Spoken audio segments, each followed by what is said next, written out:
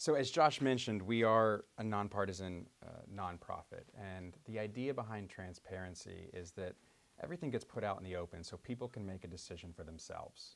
This isn't about left or right, Republican or Democrat. It's about, as Josh said, creating the right environment for public officials to act appropriately and responsibly because they know that citizens demand it, that it's the right thing to do.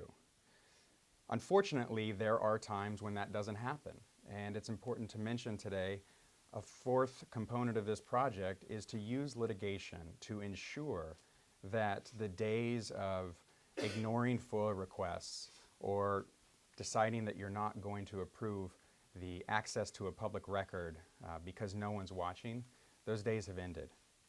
To protect taxpayers, Reclaim New York filed an Article 78 several months ago against several entities that are nearby.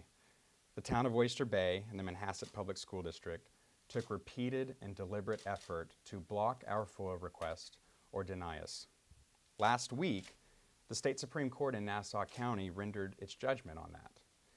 The court said that they would force both entities to pay our legal fees because the governments had either, and I quote, no reasonable basis for denying access to their spending data or to outright fail to respond.